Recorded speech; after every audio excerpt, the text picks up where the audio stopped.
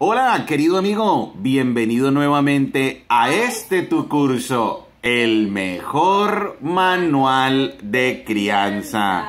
Estamos nuevamente como familia reunidos frente a este libro, la Biblia. La Biblia es el mejor manual de vida y es el mejor manual de crianza y es el mejor manual de vida para todas las personas en todas las etapas de su vida.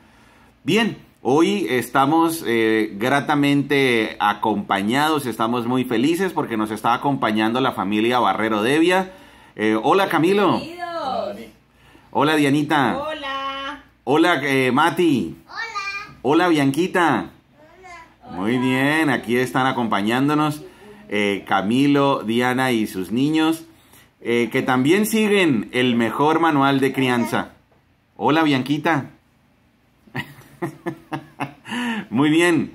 Mati, puedes enviarle un saludo muy especial a los niños que escuchan el mejor manual de crianza. Tú les dices lo que quieras decirles. ¿Por qué es importante leer la Biblia, Mati? ¿Por qué crees? Lo que tú creas. ¿A ti por qué te gusta leer la Biblia? ¿Qué dices tú? Porque me da felicidad. Ah, wow, tú eres un niño muy inteligente, qué bien. Cami, ¿tú por qué lees la Biblia? Porque me da las pautas para mi vida diaria. ¿Y yo? Muy bien. ¿Y yo? Bianquita, ¿tú por qué lees la Biblia? Ella no lee mi Biblia, pero no lee la Biblia, solo repasa las hojas. Luego, ¿cuántos años tiene tu hermana? 2. 2 años, wow, o sea que ella tiene otra manera de leer la Biblia, qué maravilla. Tiene. Muy bien, Dianita, ¿tú por qué lees la Biblia? Porque es la guía para mi vida. La guía para tu vida. Muy bien, pues resulta que estamos en este curso del mejor manual de crianza en una serie que hemos titulado Gratitud y Gozo. Y está basada en la carta del apóstol Pablo a los filipenses. Gratitud y gozo. Algo bien interesante es que es la carta del gozo, pero el autor no está en una condición para sentir gozo. Es de esas maravillosas paradojas de Dios, donde Dios nos da un mensaje, donde humanamente no existiría la razón para tener gozo. O sea, vamos a analizar bien el punto. El apóstol Pablo, él no hizo un proyecto de vida así. El apóstol Pablo no dijo, bueno, muchachos, yo ya tengo 20 años y yo no sé a qué me voy a dedicar. Tengo la posibilidad de ser ingeniero, médico, abogado. De pronto, puedo ser legionario, que era lo mejor en esa época. Ser nada más y nada menos que soldado del Imperio Romano, pues lo mejor. Él no tuvo posibilidades, no tuvo opción. Él ya tenía su proyecto de vida definido. Él iba para Damasco a hacer lo que tenía que hacer, que era matar cristianos. Él era una persona con su vida ya definida. Y resulta que se le aparece Jesucristo y le dice, venga señor, no. Usted a partir de ahora no va a hacer su proyecto de vida como usted quiere, sino que ahora yo... ¿Y qué le dice? Le dice, yo le voy a enseñar lo que de verdad significa sufrir por causa de mi nombre. Usted estaba muy torito, matando cristianos. ¿Estaba feliz usted acabando con gente? Pues espere, le voy a dar de su misma medicina y le voy a enseñar lo que de verdad significa sufrir por mí. Y entonces el apóstol Pablo no estaba cumpliendo su proyecto de vida. El apóstol Pablo no estaba viviendo su propia vida porque él se identifica a sí mismo como esclavo de Jesucristo.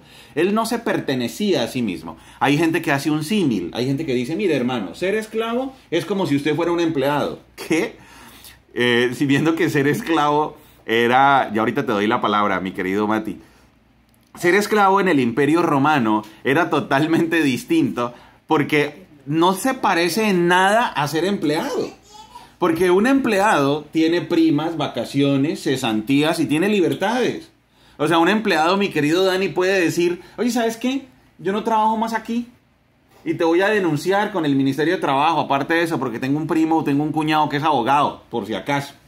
Ser esclavo era ser propiedad del amo.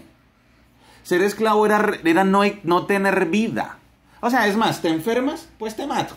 O sea, sencillo. Eso era ser esclavo. No era, oiga jefe, ¿será que este fin de semana tengo un almuerzo con mi familia? No, porque es que su familia también me pertenece.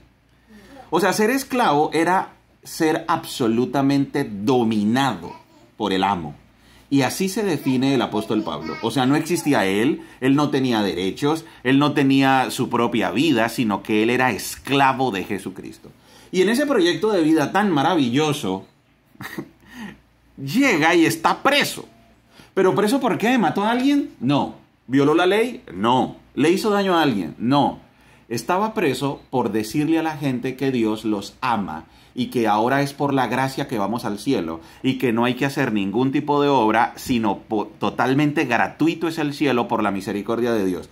Estaba preso por dar un mensaje de esperanza, o sea, ese esclavo no estaba haciendo su proyecto de vida y ahora estaba en una condición paupérrima terrible que era estar prisionero. Y ahí es donde Dios en su maravillosa lógica nos dice, en esta condición les voy a mostrar un hombre que porque tiene una relación conmigo, tiene gozo. O sea, ahí está, perfecto. Es un hombre que ha renunciado a todo, no porque él quiso, sino porque yo lo obligué. Es un hombre que es mi esclavo y que está preso injustamente, pero es un hombre que porque tiene una relación conmigo, tiene gozo. Y nosotros perdemos el gozo porque hace calor o porque hace frío. Perdemos el gozo porque hay algo que me incomoda, yo no sé, este saco nuevo no me queda bien. Y entonces pierdo el gozo por el saco nuevo. Los zapatos, no pude estrenar ahora zapatos, pierdo el gozo por los zapatos. ¿Qué? Y Dios nos está mostrando un hombre que la única perspectiva de vida que tiene es la muerte.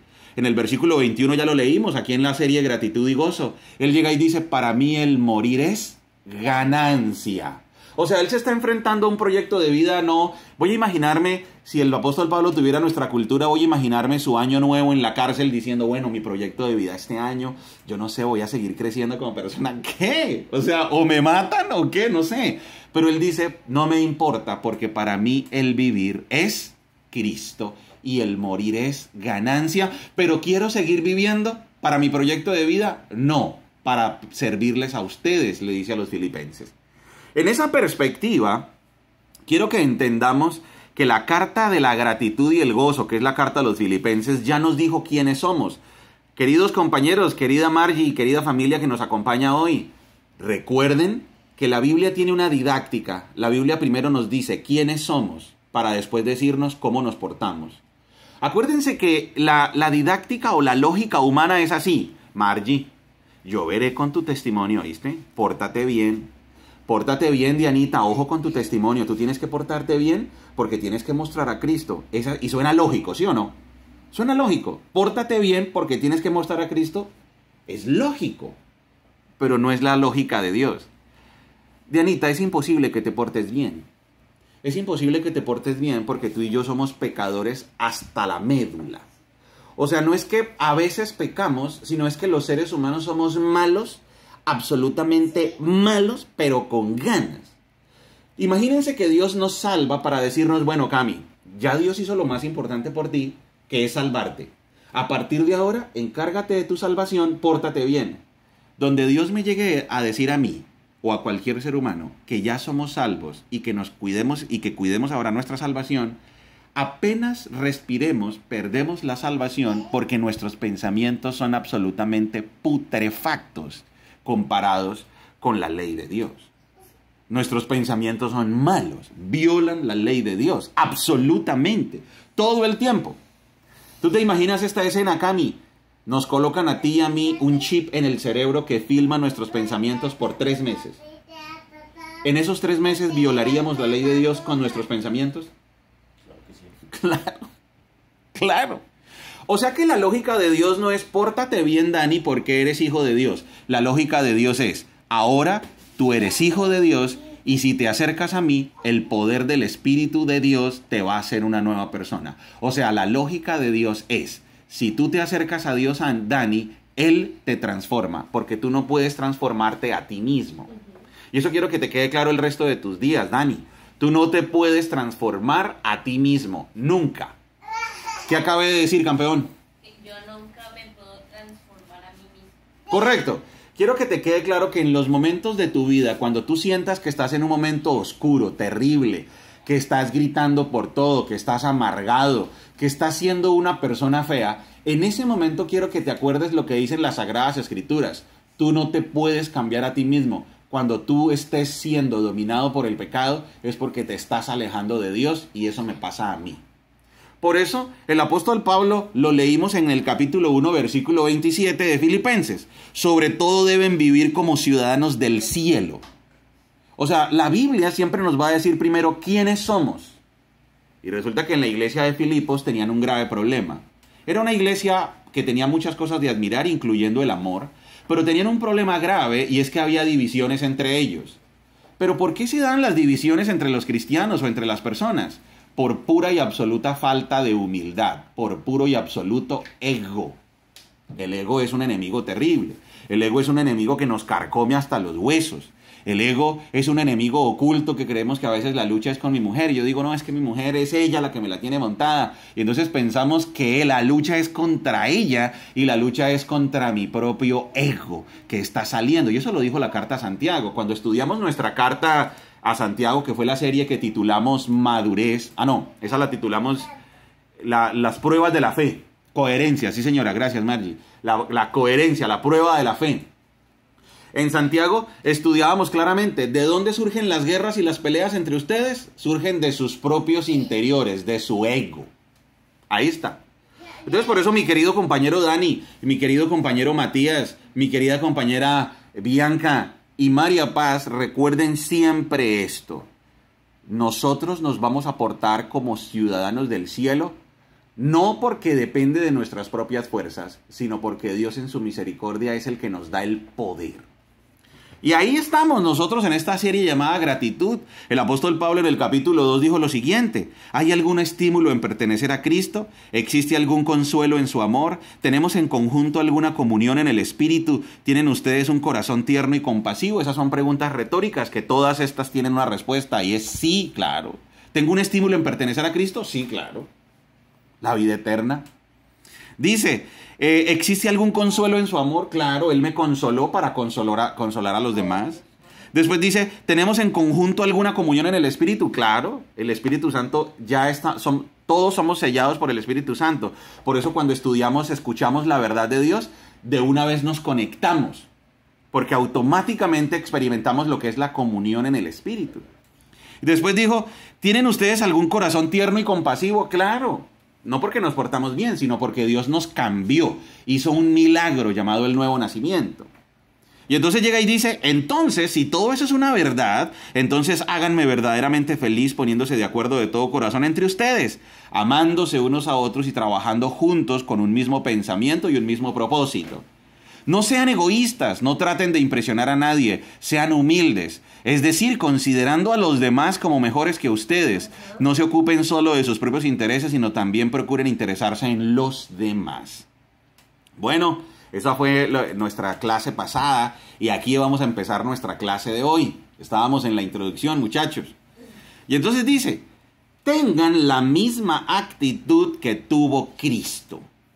Llega y dice que aunque era Dios, no consideró que el ser igual a Dios fuera algo a lo cual aferrarse, en cambio renunció a sus privilegios divinos, adoptó la humilde posición de un esclavo y nació como un ser humano, y cuando apareció en forma de hombre se humilló a sí mismo en obediencia a Dios y murió en una cruz como morían los criminales.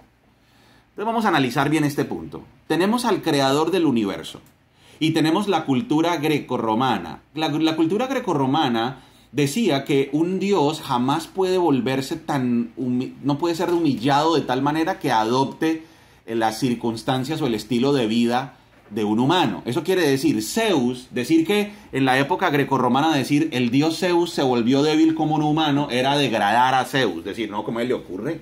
Zeus es un berraco, él es el mejor, el más de los más.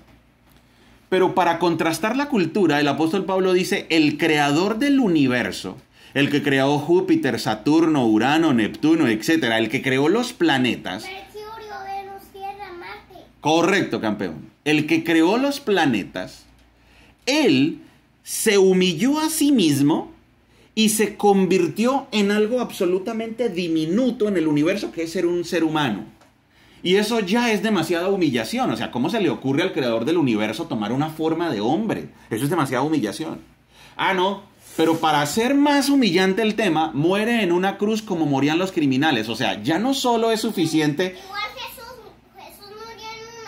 Correcto. Y él murió como morían los peores criminales y era lo más humillante y lo más vergonzoso que existía. Y cargar la cruz era un símbolo de vergüenza absoluto. Y Jesús se humilló a sí mismo y entonces el apóstol Pablo está diciendo, ustedes tengan la misma actitud que tuvo Cristo. ¿Cuál? Humíllense a ustedes mismos. Cojan su ego, derroten ese ego, humillen ese ego y ya no se vuelvan nunca a considerar superior a otra persona. Mi querido Dani, ser una persona nacida de nuevo es una persona que reconoce que en él no hay ni la más mínima porción de virtud, porque cualquier media cosa buena que haga es porque Dios lo tiene a él como su posesión. ¿Recuerda eso, mi querido amigo Dani? Si tú y yo llegamos algún día a medio hacer algo medio bueno, que igual no lo hacemos, ni siquiera perfectamente lo hacemos bien. Acuérdense ustedes de la parábola del buen samaritano. ¿Cuál es el sentido del buen samaritano? ¿Que vayamos a montar hospitales? No, el sentido del buen samaritano era el siguiente. Resulta que había un religioso fariseo que se creía buena gente. Y le dijo a Jesús, maestro, ¿qué debo hacer para heredar la vida eterna? Y él le dijo, pues obedece los mandamientos. Y el fariseo dijo, pues voy bien porque ya lo hice. Y le dijo después Jesús con compasión, le dijo, pues sencillo, vaya y venda todo, délo a los pobres y sígame. Y ahí le demostró que estaba violando el primer mandamiento. Amarás a tu Dios sobre todas las cosas. Porque el hombre dijo, no, pues mi billete, yo repartirlo, pues tampoco aguanta, ¿no? Y se fue triste. Muy triste. Y entonces Jesucristo le dijo, sí, ve compadre, usted no ha podido obedecer la ley. Porque usted ya violó el primer mandamiento. Amarás a Dios sobre todas las cosas. Y ahí fue cuando él se fue triste y narró Jesucristo la historia del buen samaritano. Porque Jesucristo dijo, ¿qué hizo el buen samaritano? Vio a un enemigo suyo, un judío. Eso es amor perfecto. Porque ver a un enemigo suyo y al levantarlo de una calle, pues uno dice, uy, hermano. O sea, yo pues al menos, yo llamo al 123, al 911, al 611, al que sea, y que pase una patrulla y que lo recoja, mano. Pero yo recogerlo. Segundo, lo montó en su burro. O sea, yo coger ahora mi camioneta, último modelo, y volver la ambulancia para uno de mis enemigos. Lo llevó al mesón. Ahora, yo pagarle todos los gastos médicos. Misericordia perfecta. Si venga, yo voy a volver para saber cómo está él. O sea, ¿qué dijo Jesucristo con esa historia? Dijo, mire, usted tiene que amar perfectamente, tiene que tener misericordia perfecta, tiene que tener ayuda perfecta, usted tiene que tener un amor perfecto. Dianita, ¿alguna vez tú has tenido amor perfecto como Dios, como Jesucristo se lo dijo a ese religioso en la historia del buen samaritano? ¿Alguna vez has tenido amor perfecto así? No, ¿Misericordia perfecta? no, ¿Compasión perfecta? No. ¿Dar todos tus recursos con amor perfecto? no. Esa es la parábola del buen samaritano. El buen samaritano nos quiere mostrar nuestra incapacidad para amar de manera perfecta. Eso es lo que es la parábola del buen samaritano. Por eso los discípulos dijeron, uy Señor, pero si no se salvó un buen samaritano, entonces si no se salvó este fariseo, entonces ¿quién se va a salvar? Y ahí es cuando Jesucristo le dijo, para los hombres es imposible, pero para Dios sí es posible. ¿Eso qué quiere decir? Que tenemos que obedecer perfectamente la ley para ser salvos. Y eso es imposible. Por eso, Dani, cuando tú y yo hacemos el bien, ni siquiera lo hacemos bien. O sea, cuando tú y yo hacemos la misericordia, ni siquiera hacemos la misericordia perfecta. Ya ahorita te doy la palabra, campeón. No. Cuando nosotros obedecemos las leyes civiles, ni siquiera lo hacemos perfecto. Dime, Cami, ¿qué es más fácil? ¿Darle a la gente lo que nos sobra o lo que es más importante para nosotros? Lo que nos sobra. Claro. O sea que hasta cuando tú y yo hacemos el bien, lo hacemos mal. Porque no lo hacemos perfecto. O sea que por eso, cuando el apóstol Pablo está escribiendo, pórtense como ciudadanos del cielo, no nos está poniendo una carga ética. Nos está diciendo acérquense en humildad a Dios. Y por eso nos está poniendo el ejemplo de que Jesucristo se humilló. Exacto. ¿Para qué? Para que nosotros nos humillemos a nosotros mismos y reconozcamos que en nosotros no hay virtud y que si tenemos algún atisbo de virtud es porque es la obra de Dios en nuestras vidas. ¿Qué acabo de decir, mi querido Dani? Lo que aprendemos ahí es para que aprendamos que cuando hacemos algo bueno no es por nosotros y todo lo que hacemos es malo. Y si si hacemos algo bueno es por la gracia de Dios. Correcto, campeón. Siempre el que se lleva el mérito. Correcto, Mati. Todo lo que hacemos por nosotros mismos es por la gracia. correcto. Si hacemos algo bueno es por la gracia de Dios. Y si hacemos algo por nosotros mismos siempre es malo. Porque en nosotros no hay virtud. Y por eso el apóstol Pablo está diciendo, tengan la misma actitud que tuvo Cristo, y es la humildad absoluta. Bueno, uno si se pone a leer los mandamientos del Nuevo Testamento, uno dice, bueno, pero ¿cuál es la diferencia entre el Nuevo Testamento y cualquier tipo de religión? Que al final el Nuevo Testamento no te deja con un mandamiento. El Nuevo Testamento te deja es simplemente con una reflexión. ¿Cuánto estamos cerca de Dios? ¿A qué distancia estamos de Dios? Porque en el momento en que nos separamos de Dios y que somos autosuficientes, la volvemos a embarrar. En el momento en el que Diana decide tomar las riendas de su propia vida, la vuelve a embarrar. Otra vez. Y vuelve y tome, la embarra. Hasta que reconoce, venga, ¿yo por qué estoy tomando las riendas de mi propia vida? Yo no puedo tomar las riendas de mi propia vida. No puedo. Porque yo le pertenezco a Dios. Y después dice, por lo tanto, Dios elevó a Cristo al máximo honor y le dio el nombre que está por encima de todos los demás nombres, para que ante el nombre de Jesucristo se doble toda rodilla en el cielo y en la tierra, y toda lengua confiese que Jesucristo es el Señor, para la gloria de Dios. O sea, al final el que se lleva el crédito es Dios.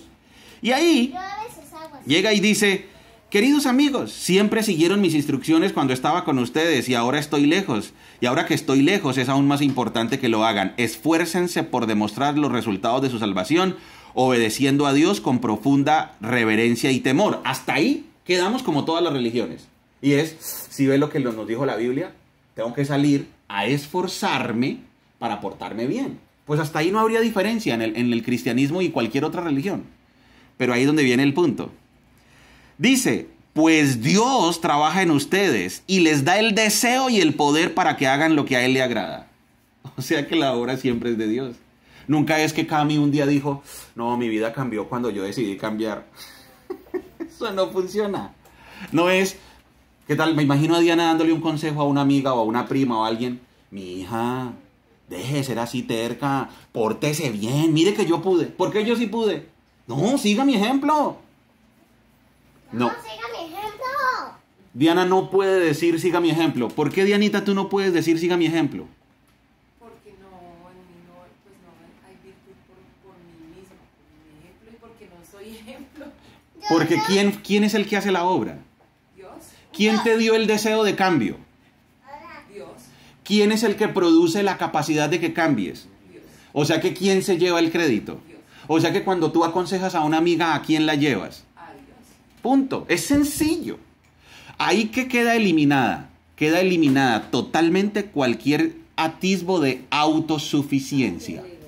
O sea, la autosuficiencia queda eliminada porque no fuiste la que te salvaste a ti misma, no fuiste tú la que le diste la oportunidad a Jesús. Acuérdense que ya lo hemos hablado en el mejor manual de crianza. ¿Qué dijiste ahorita? Que hay gente que dice, mira, acércate a Jesús, dale la oportunidad, que Él entre, no le cierres la puerta. ¿Qué? ¿Acaso yo le doy la oportunidad al creador del universo? En el versículo 13, y Mati, mira, vamos a repetir tú y yo. Yo hoy lo voy a leer y después lo decimos tú y yo. ¿Trato hecho, campeón? Sí. Mira lo que dice Filipenses 1:13. Pues Dios trabaja en ustedes y les da el deseo y el poder para que hagan lo que a Él le agrada. Vuelvo a leerlo y después lo hacemos tú y yo. ¿Listo, campeón? Sí. Otra vez. Pues Dios trabaja en ustedes. Ahora tú y yo. 1, 2, 3. Pues Dios trabaja en ustedes. ¿Quedó claro, campeón? Sí. Ahora otra vez. 1, 2, 3. Pues Dios trabaja en ustedes. Mi pregunta, Mati, ¿quién es el que trabaja en nosotros? Dios. Dios. Es súper fácil. O sea que si algún día tú te llegas a portar bien, nunca te vayas a creer que es porque eres un buen niño en sí, sino es porque Dios es el que trabaja en ti. Volvamos a decirlo otra vez tú y yo. Pues Dios trabaja en ustedes. O sea, ¿quién es el que está trabajando en ti? Dios. Dios. Es sencillo. O sea, es Dios el que hace la obra en ti. O sea que si algún día alguien te llega a decir, ay, Mati, qué lindo, qué niño tan lindo eres tú. Entonces tú dices, es Dios el que trabaja en mí.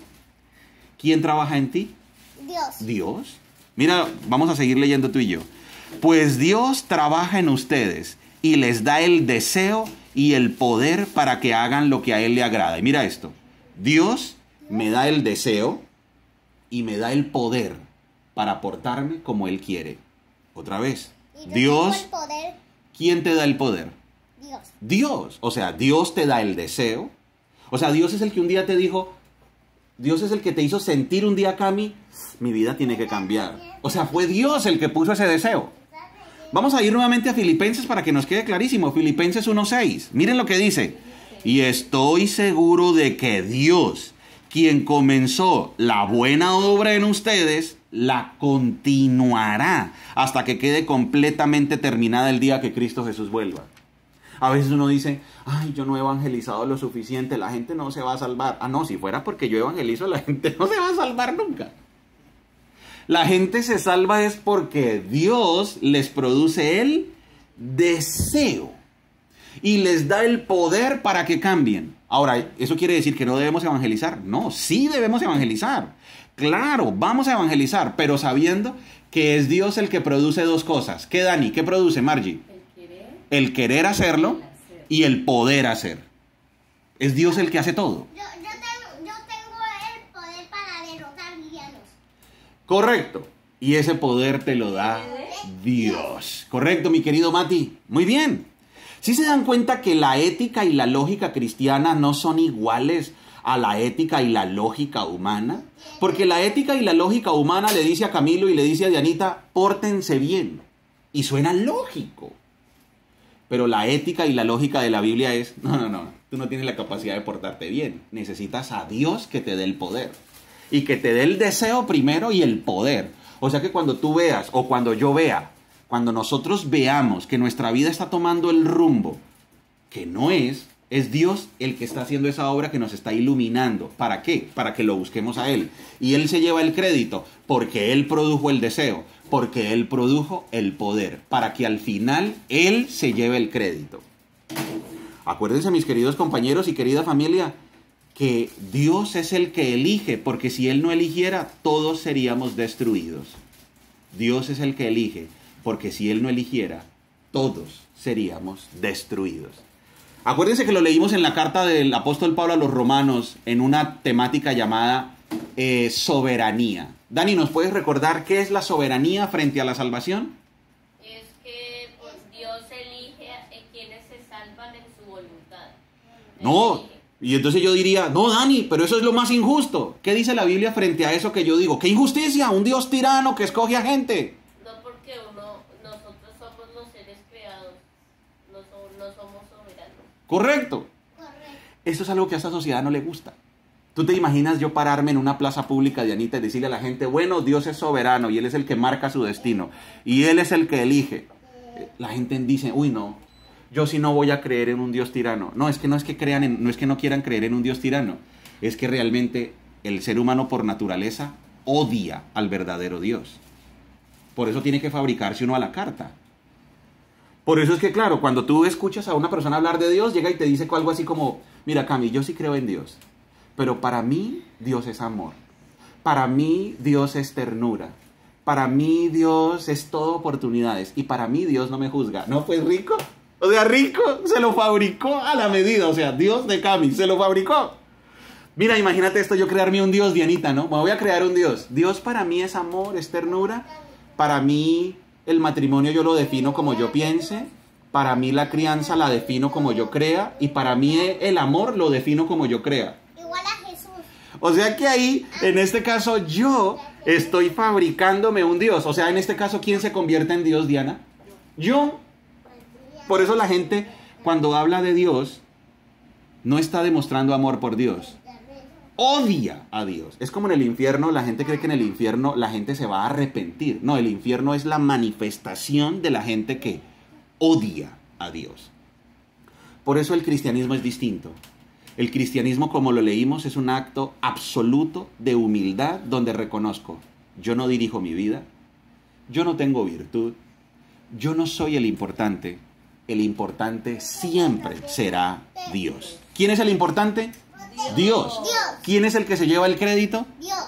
¿Quién es el que debe ser famoso? Dios. ¿A quién se le atribuye cualquier cosa buena que yo haga? Dios. ¿Y a quién busco cuando yo esté desesperado? Dios. Adiós. Porque Él es el que se debe llevar el crédito. Y entonces por eso el apóstol Pablo termina esta parte del gozo diciendo: aférrense a la palabra de vida. Gran conclusión entonces de nuestra clase de hoy. Igualdad. Aférrense a la palabra de vida. ¿Eso qué quiere decir, amigos? Aferrémonos a lo que está escrito en las Sagradas Escrituras. Muy bien, amigo. Recuerda que somos Margie y Daniel, familias saludables, familias que se enfocan en lo importante. ¡Chao! ¡Chao, Mati!